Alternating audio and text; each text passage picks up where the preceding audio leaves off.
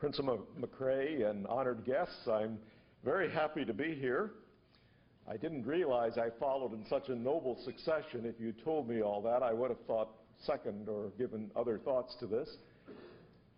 I feel something like Bennett Cerf's old venerable rabbi, the story he tells, as the rabbi went from place to place in Siberia giving lectures.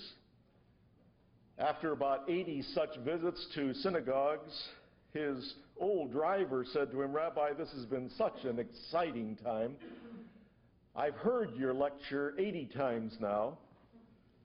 Would it be possible at the next synagogue if we would change clothes and I give the lecture and you have the evening off?"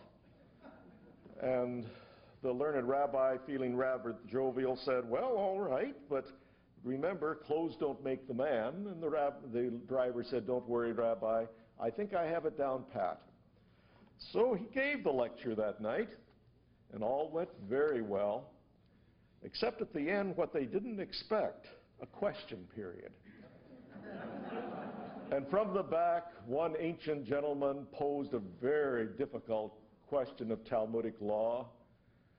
And the bogus rabbi stood there with his arms crossed and looked at the gentleman.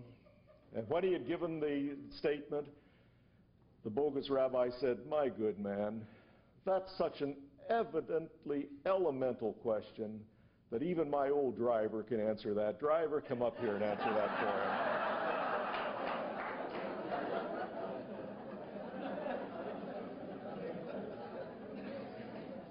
There might very well be the time when we're going to have to show our true hand and ask some driver to come up here to answer the question, and then you'll see where we really stand, I'm afraid. I'm very privileged to be here these 4 evenings and to be with you during the day as well. And I have taken a rather provocative title, Life in the Face of Death, the Resurrection Message of 1 Corinthians 15.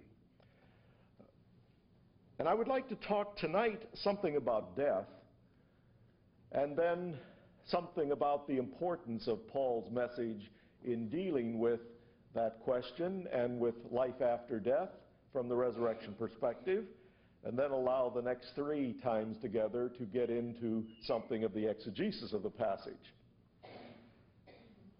Death, of course, is the mocking specter that haunts all of our lives, the universal foreboding, the dark sense within our human consciousness of impending evil, the great enigma of life. Why, with all of life's potential and with all of life's promise, with all of life's preparation, with all of life's accomplishments, must it all end in death? I remember hearing 2 years ago in 86, a CBC radio interview. I won't divulge the name of the Canadian poet, but at that time he was 76. And the interviewer asked him, "Now that you are older, what do you strive for?" Expecting to have something very interesting laid out as to the poet's agenda. And the poet answered, "I strive for immortality, to be remembered, not oblivion. If I cannot myself be immortal, I want at least to be remembered. I am angry at oblivion."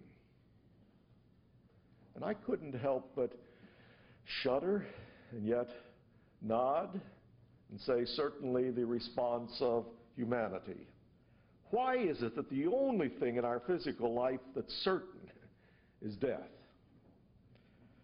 Death is the great tragedy, the great imponderable of human existence. With all of our cleverness, we are powerless before death. We may postpone it, assuage its physical pains, comfort its emotional trauma, rationalize it, deny its existence, but we cannot escape it, of course. I hate to be the harbinger of sad tale, but that's the tale of our life.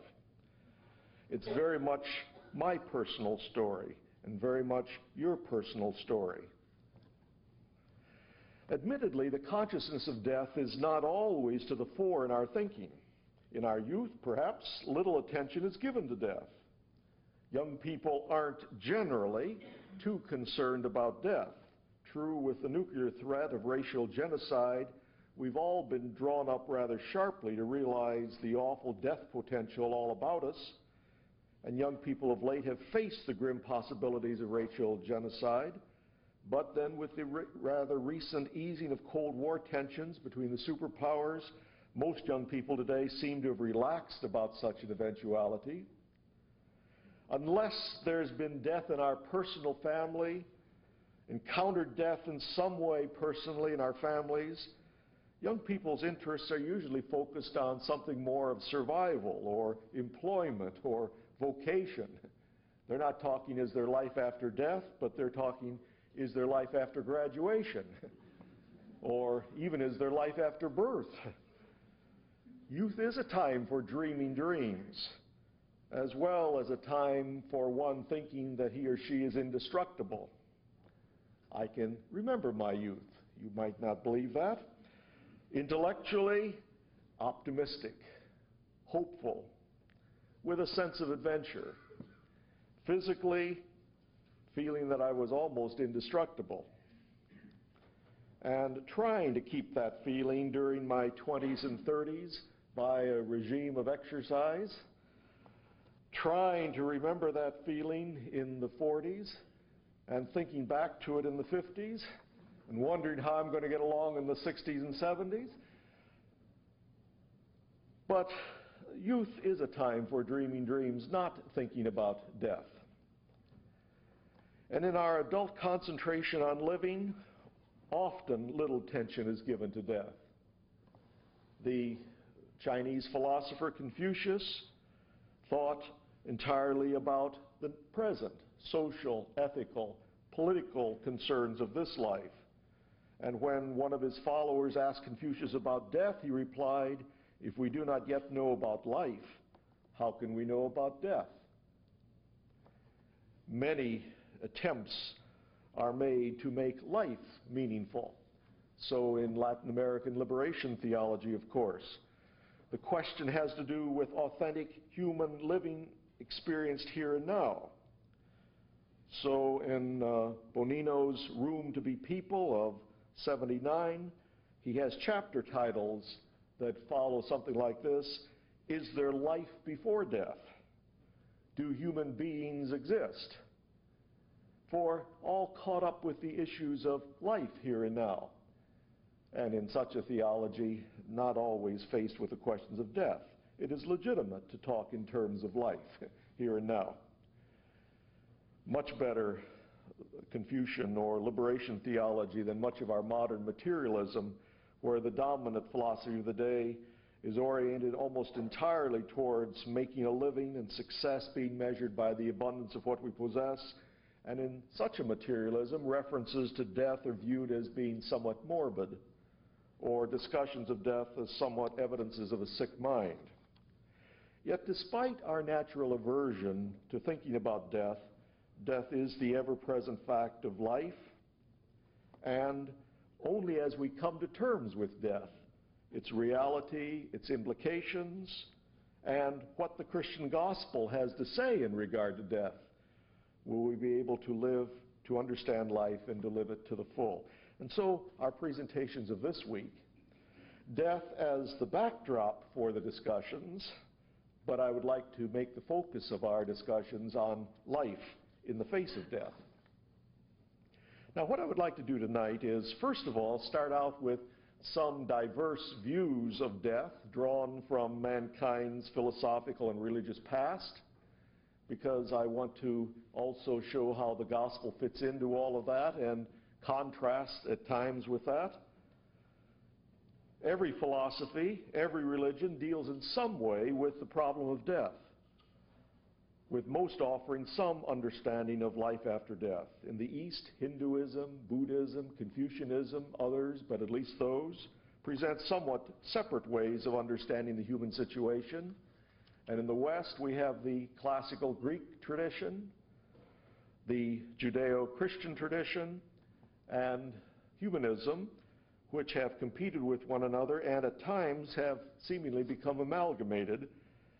And since today we live in something of the overlapping of all of these, I would like to speak about these very briefly in order then to go on to the New Testament and to 1 Corinthians 15. Let me just spell them out somewhat. First, in Hinduism, the Vedas, Sanskrit for knowledge, the oldest writings of Hinduism, little attention is given to death as such. The authors of these 4 collections of psalms, incantations, hymns, formulas of worship are most interested in life and speak only rather vaguely of death and the afterlife. They talk in terms of the soul, but with no great development, and fear most what they refer to as re-death, or the second death.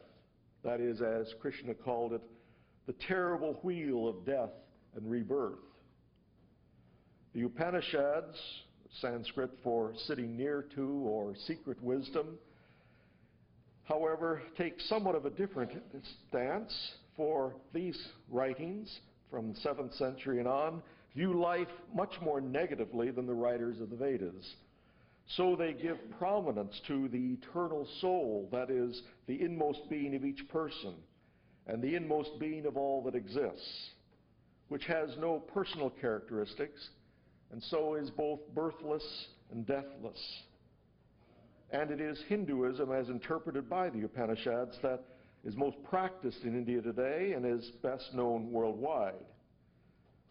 For Hinduism generally, human death has no reality. For the eternal soul can neither come to an end or have a beginning. What appears to be born and subsequently to die is not real, but of the nature of illusion. This illusory self is a creation of and totally subject to the contingent world. It is because people have misunderstood their true natures and the world about them that they believe in birth and death.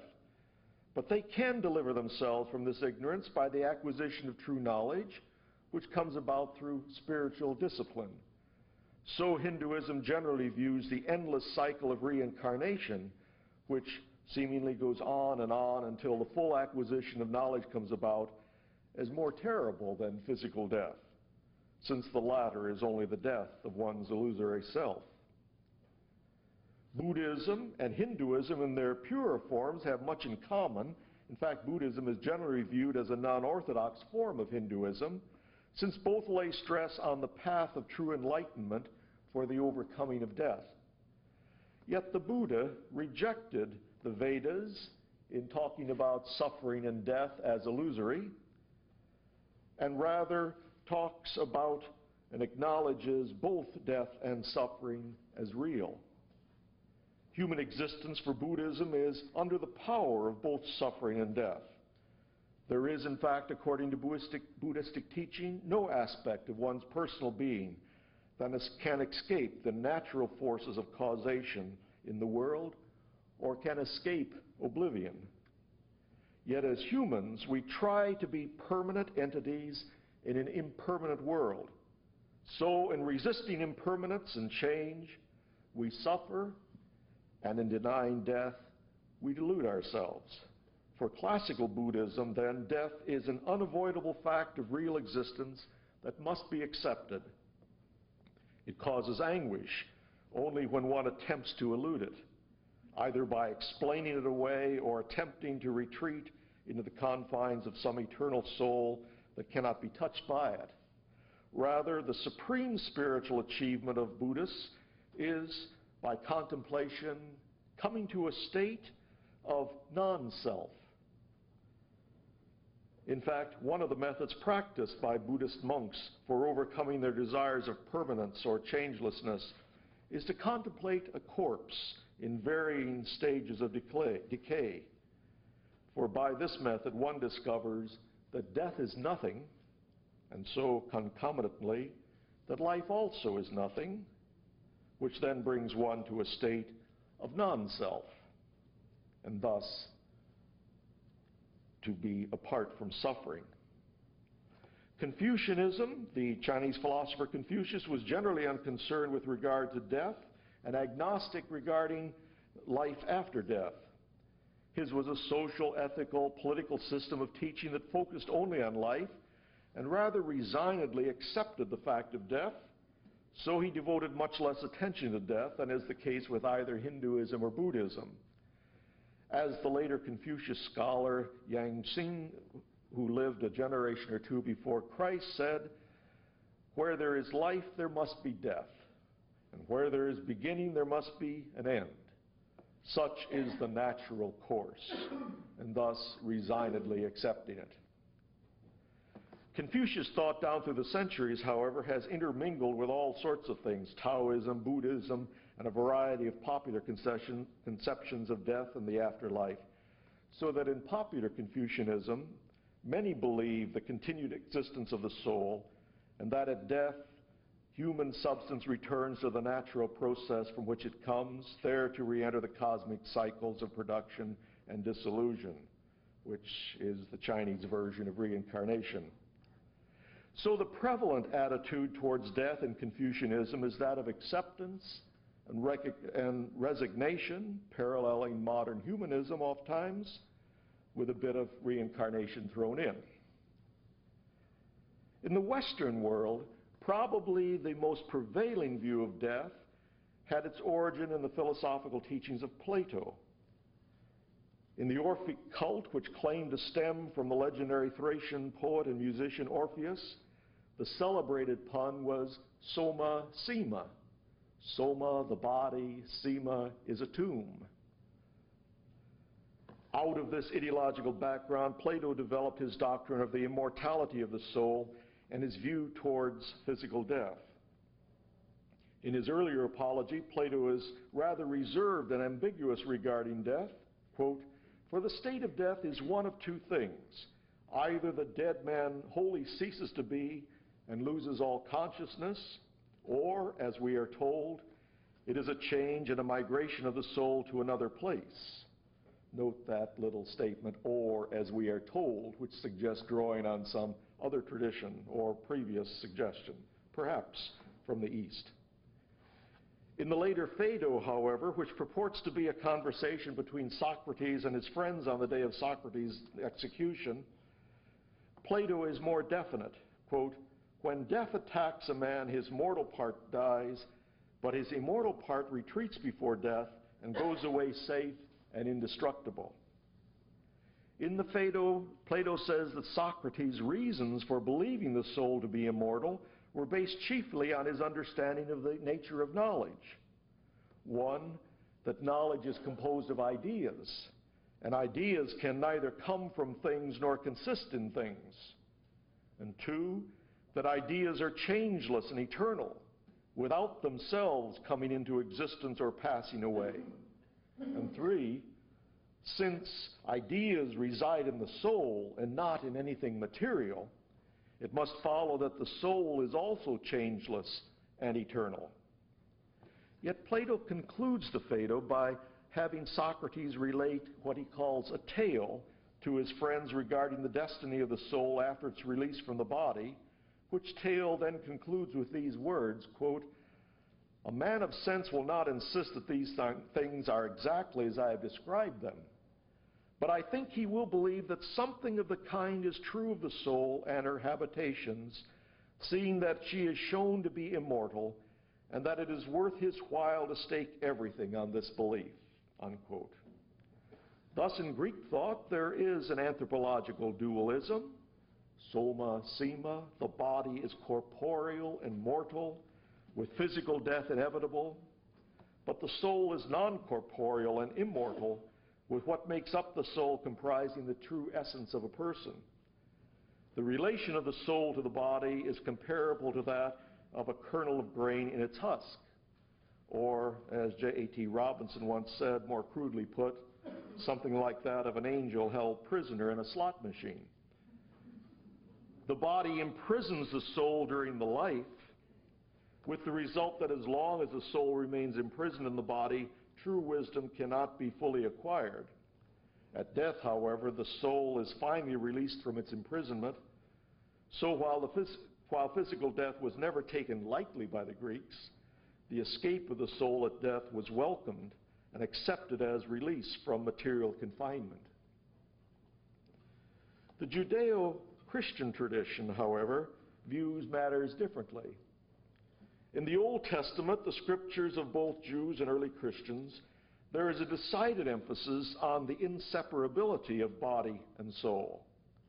A person, according to the Old Testament, is not someone who just has a body, but he or she is a body, nor someone who just possesses a soul, but he or she is a soul. And so these words can be used somewhat interchangeably and synonymously at times. Thus, in the Old Testament scriptures, a person is not, as for Plato, a separable soul that takes flight at the moment or just before the body expires, but a person is a totality of both material and immaterial features that function together in life and are affected together in death. It is on this idea of the wholeness of the human personality that the Judeo-Christian tradition regarding death and the future builds. People are not souls stuffed into bodies, or bodies animated by souls. Rather, people are created by God with both immaterial and material features, and it is the divine intent that such psychosomatic features combine to make up the wholeness of the person, both in life and in death. In the Old Testament, death is looked on as a fearsome and tyrannical foe, as also in the New Testament, where Paul calls it in 1 Corinthians 15:26, the last enemy. Yet death is also viewed as ordained by God, with God looking favorably and tenderly on the death of his faithful ones. You remember Psalm 116:15, precious in the sight of the Lord is the death of his saints. And furthermore, with God somehow keeping those faithful ones in intimate fellowship with himself. Compare, for example, the sense expressed in many of the Psalms that the faithful who live in intimate relationship with God will not lose that intimacy even in death. Or compare, for instance, Jesus' argument on the resurrection contra the Sadducees in Mark 12:26 and 27 and parallels, where Jesus says, but God spoke these words to Moses, I am the God of Abraham, the God of Isaac, the God of Jacob, and then said, God is not the God of the dead, but of the living. He played atomistically on the present tense, I am, but underlying that was the consciousness that when God establishes covenant relationship with his people, even death does not end that. So in our Judeo-Christian tradition, death is looked on as a fearsome foe, the last enemy, which brings real grief and awful sorrow. Yet there is hope, for God in his graciousness and love continues his relationship with his own even after death, which relationship I would like to suggest in the forthcoming lectures is progressively spelled out throughout the Old Testament and the New, and for the Christian culminated in that great act of proclamation of 1 Corinthians 15.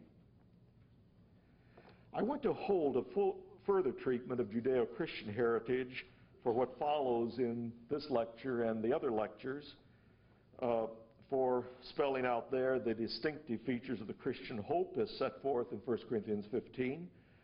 For now, allow me just to refer to one other view of death that has been advanced in the West before then turning in greater detail to the Judeo-Christian understanding.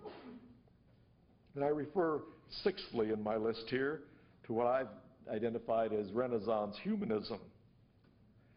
The Renaissance of roughly the 14th through the 16th centuries reached behind the so-called Dark Ages of the 5th through the 15th, when theological perspectives on man and the world became solidified and sadly incrustated, to recapture much of what had been deemed to be worthy from the classical Greek philosophers. In the Renaissance, the focus was on man, often man apart from God.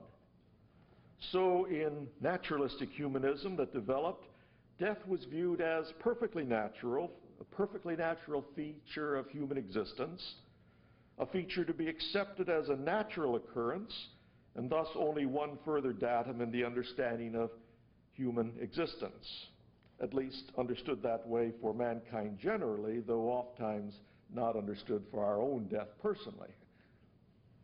Some Renaissance thinkers still wanted to hold on to a person's inherent immortality as resident in the soul, in line with Greek thoughts about immortality. So were content to view physical death as perfectly natural, but also believed that in some way the personhood of the individual was not affected, since the essence of the person resided in his or her detachable soul. Many Renaissance thinkers, however, saw death as the end of an individual's personhood and thought of immortality only in terms of the immortality of the race, with an individual's immortality to be seen only in his or her posterity. In death, a person loses his or her personhood, uniqueness, and irreplaceability. So death must be accepted as perfectly natural and received calmly as inevitable, though again, the death of all people generally, though perhaps not of ourselves in particular. All one could hope for in the naturalistic humanism of most Renaissance thinkers was the immortality of the race and the continuance of one's ideals in one's posterity, but certainly not the continuance of one's person in some form after death. Since today we live amidst the overlapping of all of these, and I've listed some 6 traditions and approaches, it's not surprising to find all of these answers competing for allegiance in our own thinking regarding death and its significance.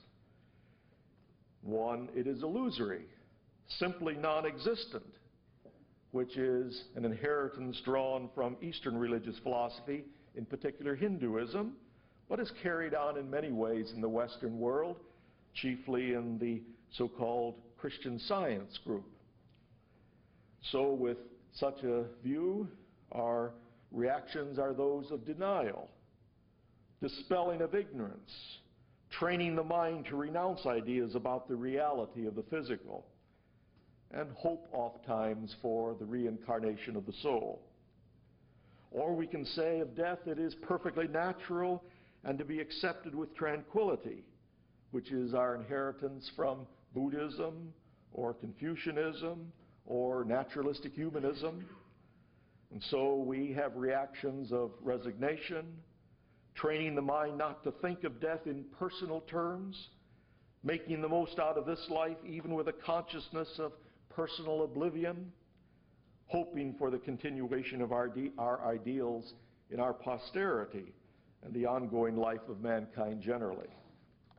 Or we can say of death, it is the liberation of the soul, the setting free of the real person from the husks of material existence, our inheritance from Greek philosophy.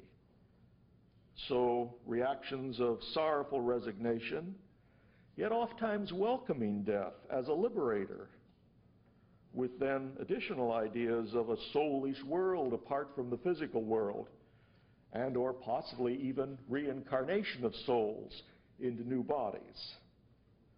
Or we can look fourthly at death as a fearsome and tyrannical foe, yet ordained by God, so with the person in some manner being upheld by God and kept in continued intimacy with God, which I would suggest is our inheritance from our Judeo-Christian tradition.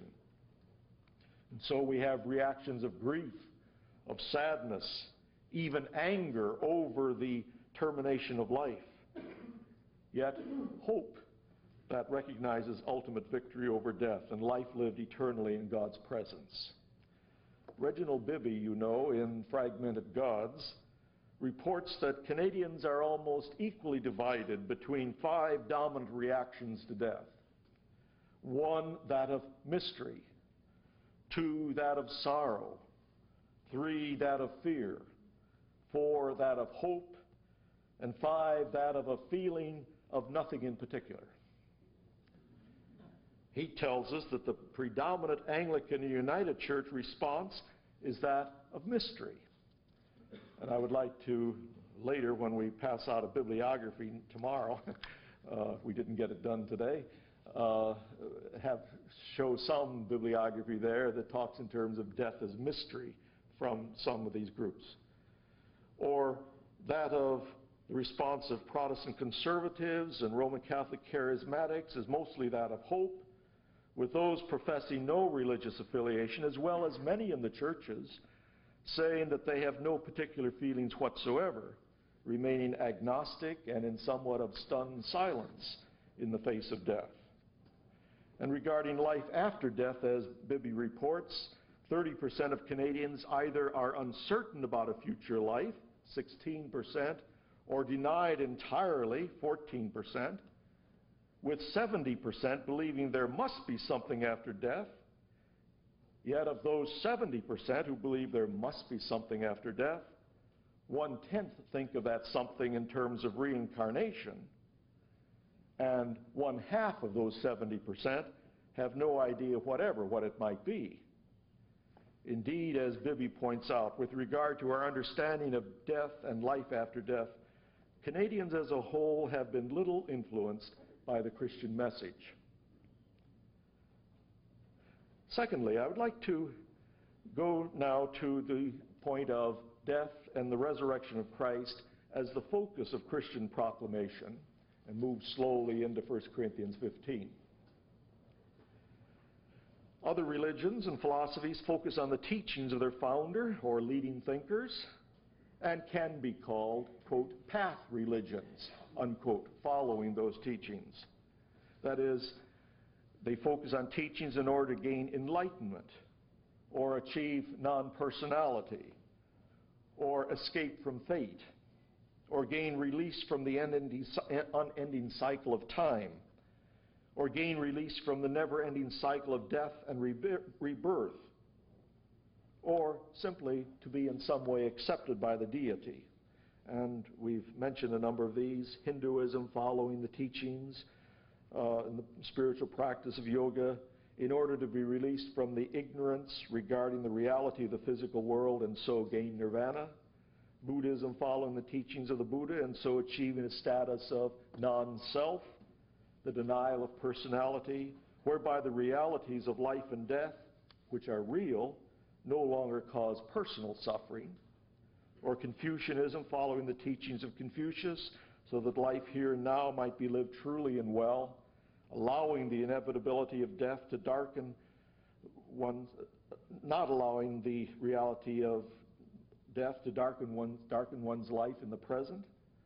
Or Platonism, classical Greek philosophy, following the teachings of the great philosophers, and so seeing the soul as the locus of human personality and the physical aspects of life as only the husks, not allowing the physical to impede the progress of the soul, and welcoming death as release from imprisonment. Or naturalistic humanism, accepting the humanist analysis of mankind's condition apart from God, and so making the most of this life while being conscious of the inevitability of death and working for the continuation of one's ideals in the human race generally. Or even Judaism, while basing itself on God having chosen his people and on what God has done historically for his people, beginning with his action for them, focuses almost to the exclusion of all else on the teachings of Torah, the law of Moses, both written and oral, so being Torah-centered.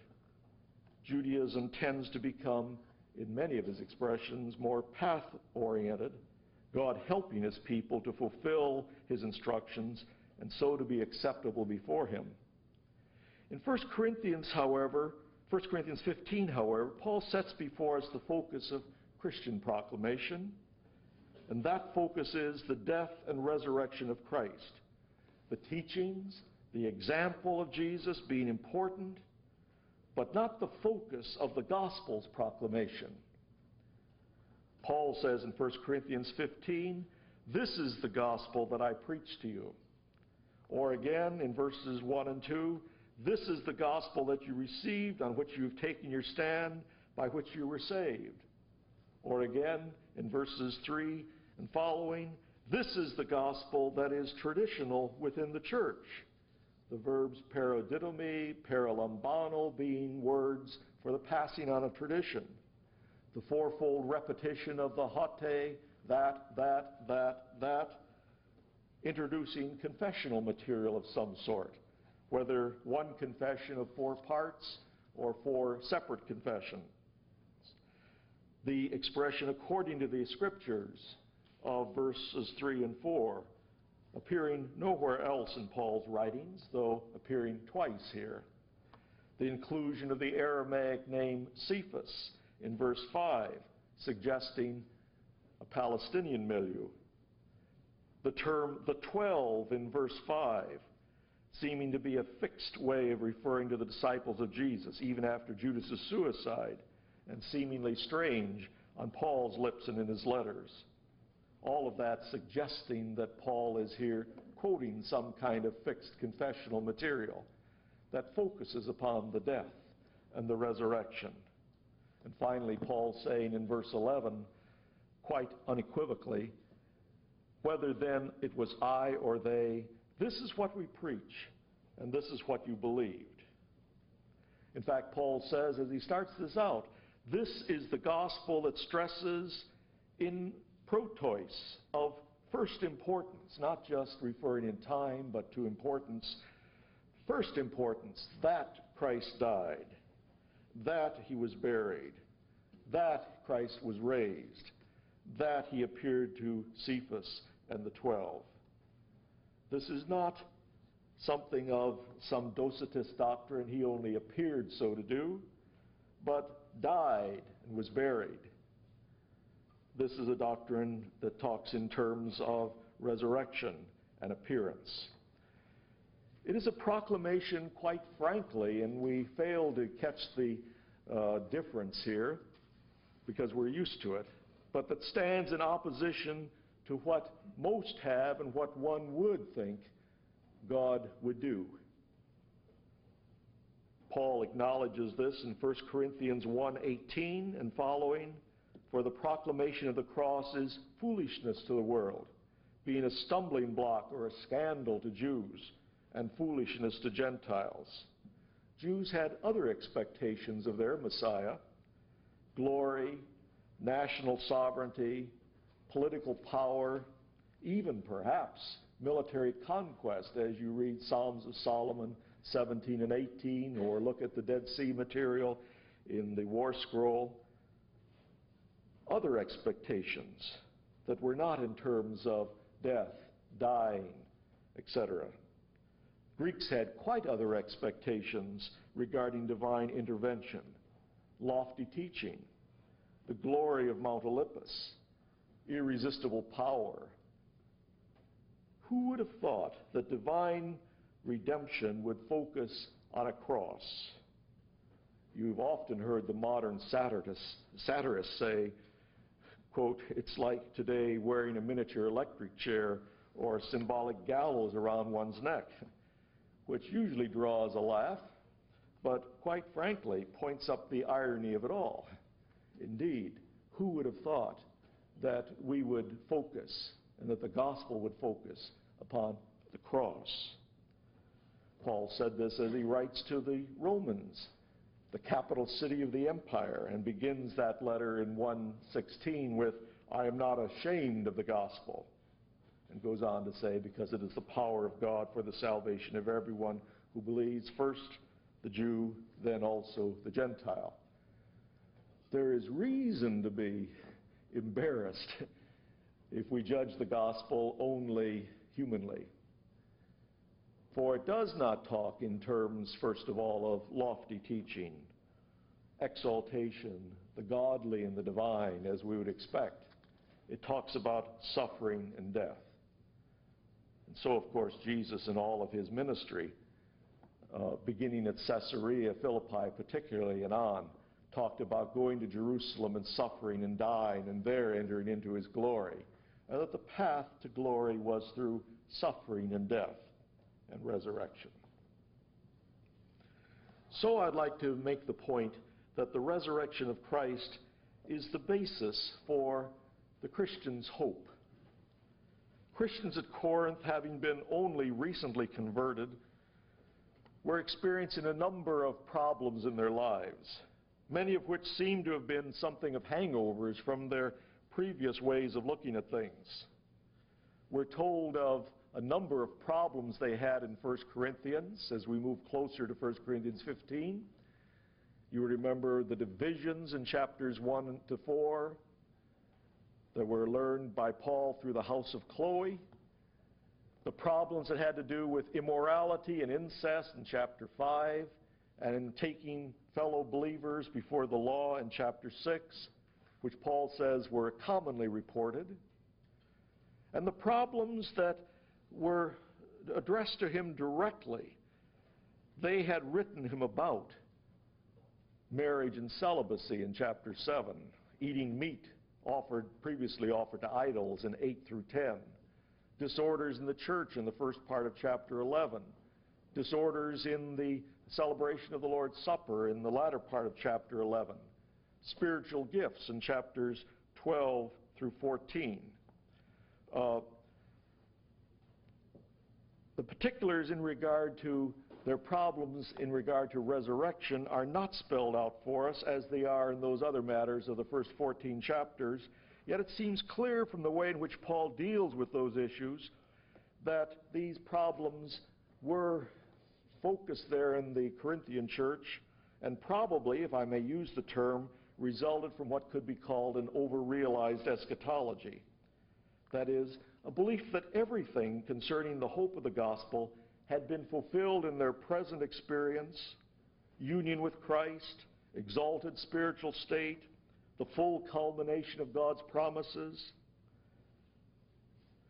And we can even go further, for from what could be called a mirror reading of 1 Corinthians 15, that is, reading his statements as polemics against erroneous views, and so trying to understand what they were saying by what he answers, mirror reading, if I can call it that.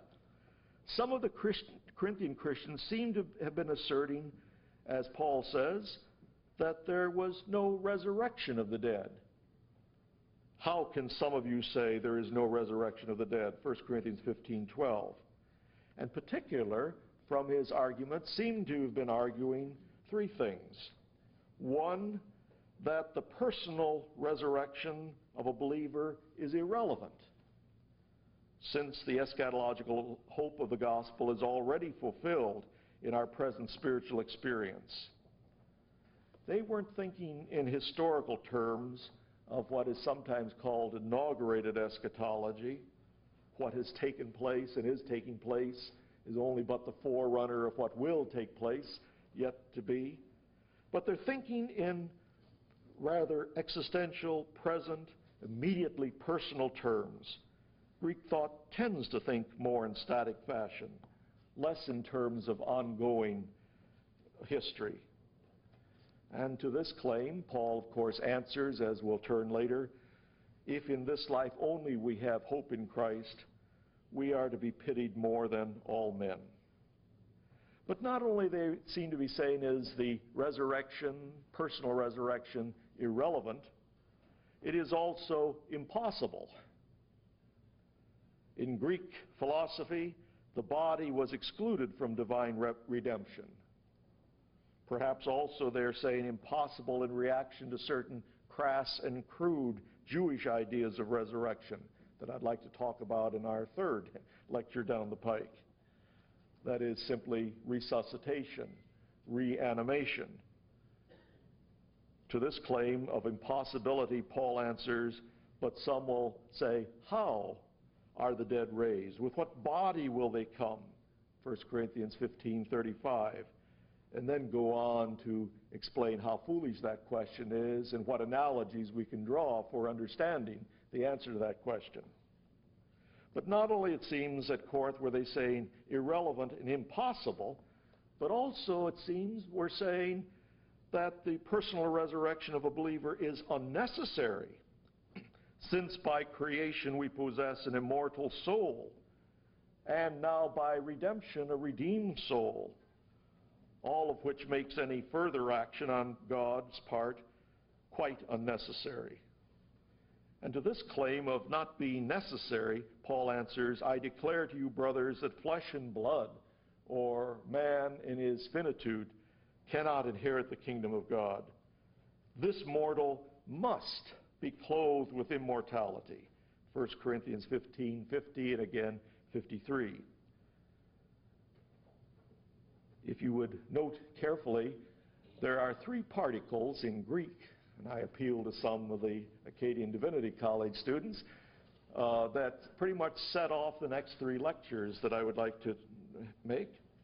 The one in verse 12 of chapter 15 is the particle hote, that, where he argues for the thatness or the relevance in opposition to the claim irrelevant.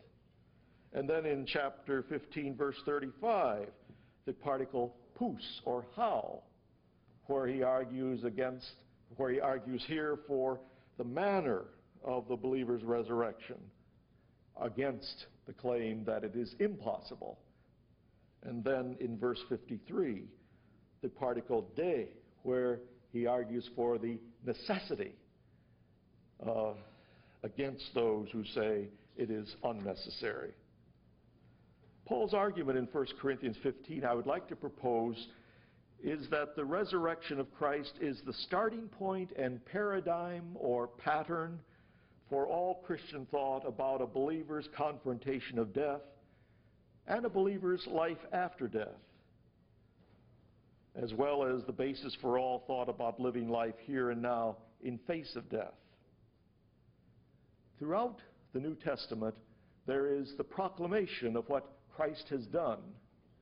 And then I would like to suggest there is the development of that to understand what meaning that has for our lives.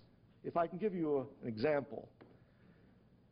Jesus talked in terms of his discipleship in the Gospels, in terms of taking up his cross, suffering, death, and so vindication and glory, and that being the pattern.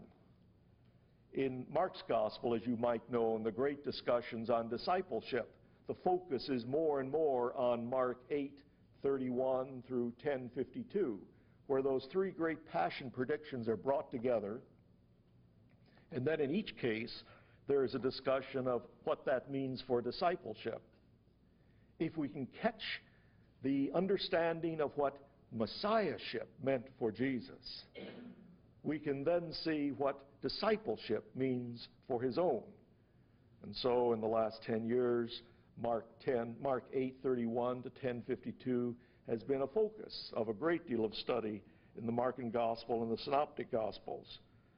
Christ's redefinition of Messiahship in those passion predictions, and then as seen in the passion narrative itself, serve as the pattern or paradigm for all of our thinking about Christian discipleship.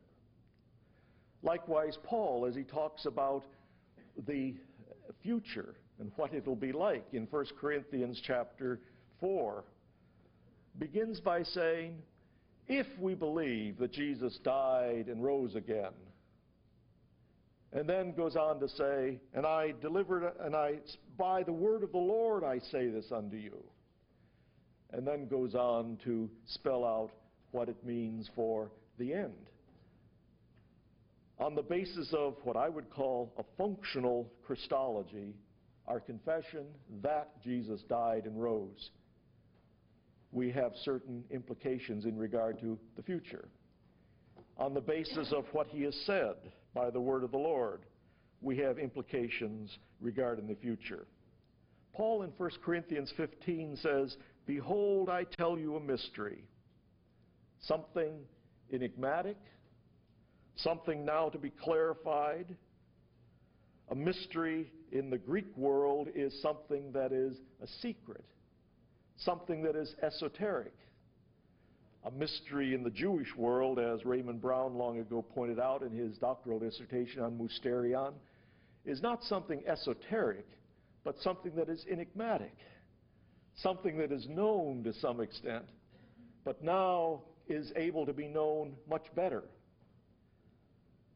always on the basis of revelation in some way.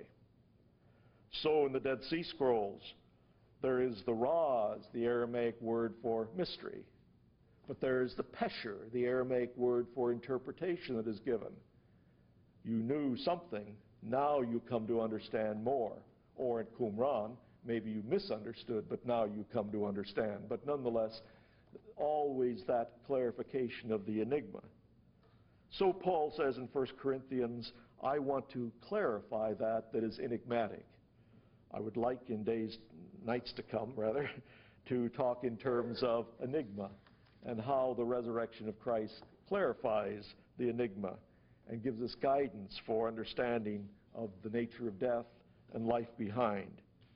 It is that mystery, enigma now clarified, Paul says, that I want to speak further about to you as he goes on in 1 Corinthians.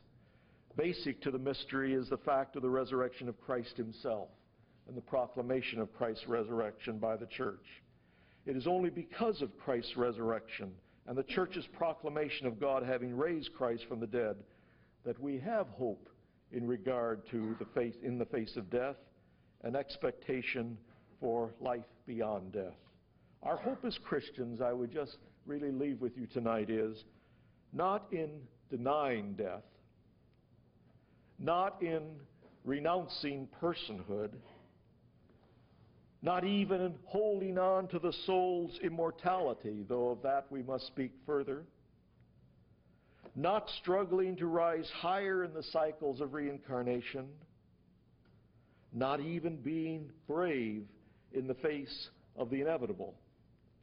For many godly Christians have died without that feigned bravery. Our hope rather stems from Christ's own resurrection, where death has been conquered and life beyond death has been opened. And what I would like to suggest as we meet next evening is, and take as my title, Christ has indeed been raised from the dead, the first fruits of those who have fallen asleep. Our hope is not in something that we can teach ourselves to believe, is not in something we can hold on to, is not in some attitudes that we can pump up. Our hope is ultimately in God who raised Christ from the dead and thus set the paradigm for our own victory over death. I thank you.